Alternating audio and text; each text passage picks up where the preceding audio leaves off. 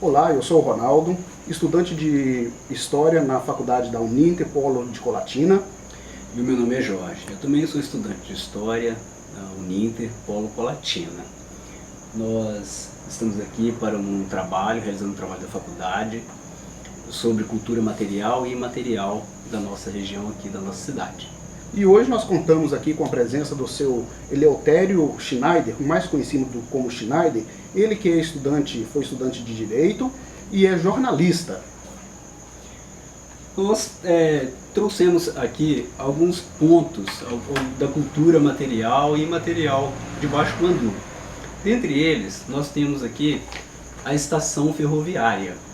E é um belo edifício e nós gostaríamos de perguntar para o nosso amigo, que como antigo morador de Baixo Guandu, qual é a importância da chegada da linha de ferro Vitória-Minas para a região? O que ela trouxe para a região de Baixo Guandu? Bom, eu acho que a primeira observação que a gente tem que fazer é que a estrada de ferro chegou aqui em 1907. Portanto, tem 112 anos que a estrada de ferro chegou a Baixo Guandu. Até a chegada da estrada de ferro, Baixo Guandu se desenvolvia utilizando a navegação no Rio Doce. A produção de café aqui da região era transportada para Vitória através das embarcações que iam daqui para a Regência e de lá até o porto de Vitória. Com a chegada da estrada de ferro, tudo isso mudou. E Baixo Guandu deu um salto extraordinário no seu desenvolvimento, porque enquanto o transporte de mercadorias era feito via fluvial e depois marítima, demorando 5, 6 dias, através dos vagões da estrada de ferro, esse percurso de Baixo Guandu a Vitória era feito com apenas cerca de 8 horas. Portanto, foi fundamental para o desenvolvimento de Baixo Guandu a chegada da estrada de ferro em 1907. Com certeza trouxe muita mudança para a cidade. Muita mudança, completa mudança. Ok, seu Schneider, nós temos também uma casa, né, que foi construída, né, que é o marco principal assim, de Baixo Guandu, que é o casarão da Madame Albertina Ols. Nós vamos dar uma olhadinha. Né? O senhor conheceu ou sabe algo sobre a Madame Albertina Ols e a construção desse casarão? Bom, estudando a história de Baixo Guandu não é muito difícil desvendar esse mistério, não. A Madame Albertina Ols, na verdade, ela era uma alemã de nascimento. Ela imigrou para o Brasil com 13 anos de idade e chegou aqui em Baixo Guandu com 30 anos de idade por volta de 1905. Ela já veio casada, tinha vários filhos e se transformou uma das maiores comerciantes de Baixo Guandu de toda a sua história. Madame Albertina era uma pessoa muito empreendedora. Ela veio para Baixo Guandu exatamente pensando na estrada de ferro que seria inaugurada no ano de 1907 e se transformou numa grande comerciante, compradora de café e promoveu muito o desenvolvimento da cidade. Esse casarão que vocês mostraram agora há pouco foi construído em 1919. Madame Albertina Ols, ela faleceu em 1952, aos 90 anos de idade, deixou um legado em Baixo Guandu de muito trabalho. E esse casarão tem algum projeto para ele? O casarão, ele pertenceu à família da Madame Albertina, dos descendentes dela, até por volta de 2005. A prefeitura adquiriu o imóvel e com a promessa de fazer desse casarão a futura Casa da Cultura de Baixo Guandu. Acontece que até hoje foram feitos alguns projetos, mas não se conseguiu ainda recursos para transformar esse sonho em realidade. E o casarão está lá esperando ser transformado num dia na Casa da Cultura guanduense. Ok. Nós temos aqui também um edifício bem interessante, bem bonito, que é o Canaã Social Clube. O que esse casarão trouxe para a cidade de Baixo Guandu? O que ele representa? Ele ainda é utilizado até hoje?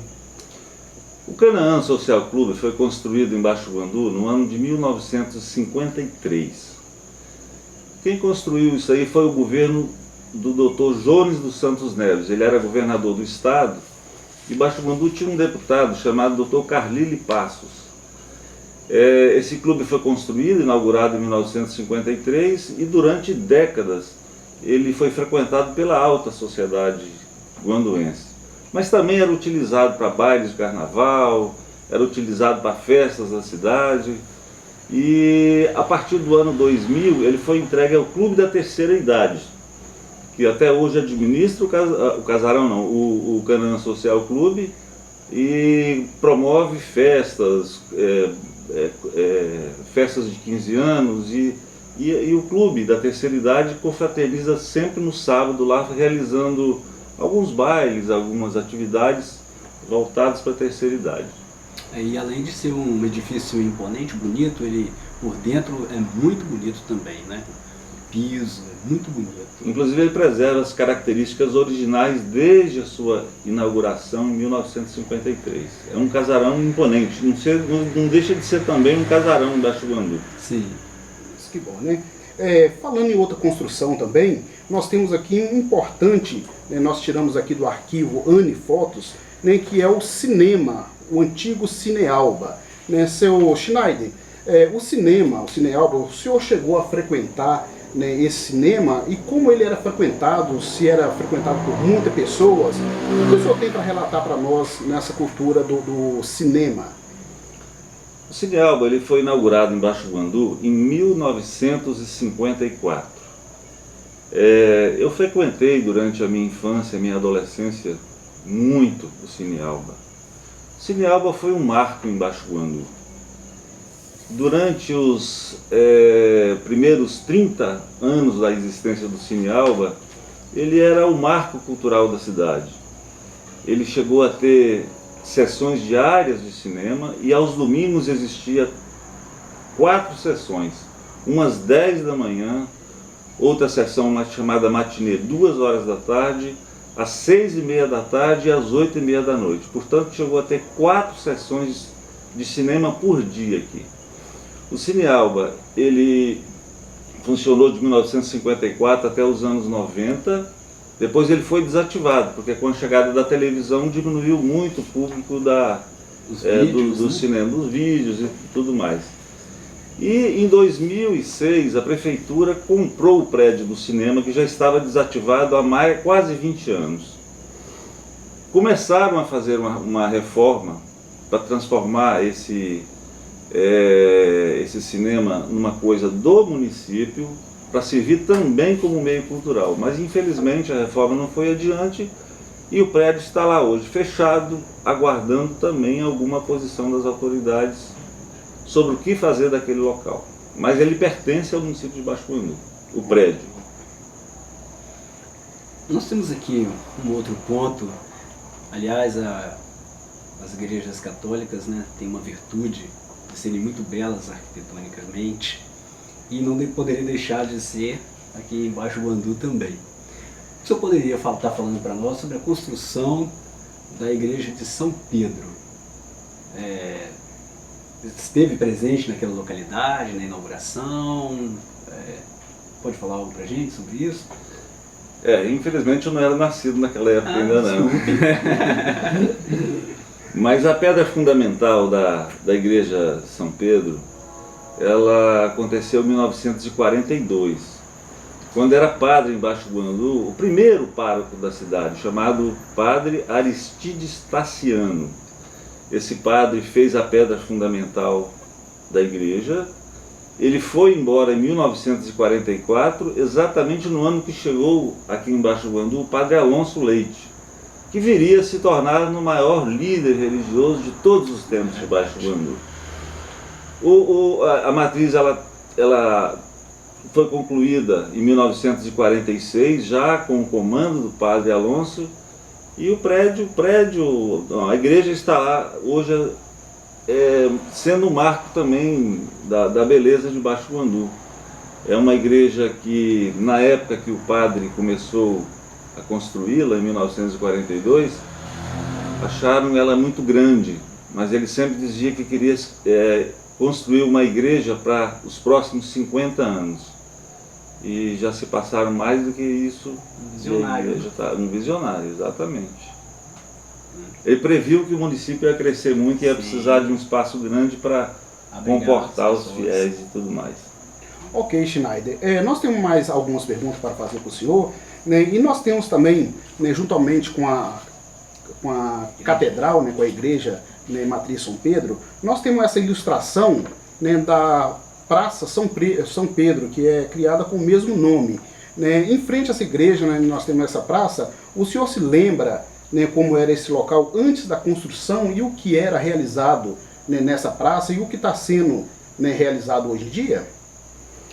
Muito bem. Essa área que fica ao lado da Matriz de São Pedro, ela pertence ao município, sempre pertenceu ao município, e durante mais de 40 anos ela sempre foi utilizada para as festas da cidade. Baixo Guandu não tinha um local específico para a festa, e a festa era sempre realizada ali nessa Praça São Pedro, que era um descampado, não existia uma infraestrutura nenhuma na praça, e ali se montava local para exposição agropecuária, para rodeios e para todas as atividades envolvendo a festa da cidade. Até que em 2005, a administração municipal resolveu fazer a urbanização.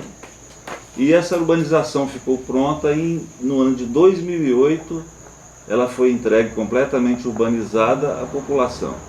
E hoje é muito utilizada, é o ponto de encontro do guanduense. Inclusive lá é realizada às quintas-feiras sempre uma feira livre, que é muito concorrida, muito disputada aqui em Baixo Guandu, e é um ponto de encontro dos guanduenses. O principal ponto de encontro dos guanduenses.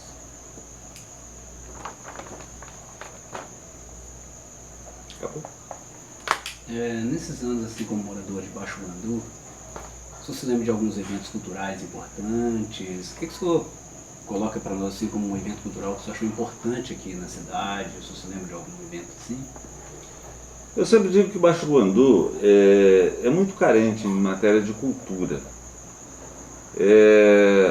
A cultura aqui ela foi maior na época do Cine Alba, porque o Cine Alba propiciava, tinha um local muito grande, comportava 800 pessoas sentadas, e os grandes nomes da música na época dos anos 40, dos anos 50, dos anos 60 vieram a Baixo Guandu naquele período. Nomes como Ângela Maria, Calbi Peixoto, que faleceu recentemente, se apresentaram aqui no Cine Alba. Mas hoje Baixo Guandu, embora tenha uma secretaria específica que é destinada à cultura, está muito parada com relação a isso, é muito carente da cultura. Existem algumas manifestações aqui na cidade, culturais como grupos de capoeira, a própria Secretaria de Cultura procura fazer alguma coisa nesse sentido, trazendo alguns grupos de teatro, mas o principal entrave é a falta de um local para apresentação. E isso teria que... A feira cultural existiu durante um período também, e às vezes na Praça São Pedro, alguns grupos são convidados para fazerem algumas apresentações lá. Mas Baixo Guandu carece principalmente de um local específico para que essas manifestações culturais aconteçam e atraiam o público e tenha sucesso aí dentro dos seus objetivos. Ok, muito obrigado. Nós agradecemos esses momentos passados aqui com o senhor, né? Esse momento de sabedoria, de integração, de conhecimento mesmo, né? A fundo, como são jornalistas, sabe e conhece a história dessa cidade.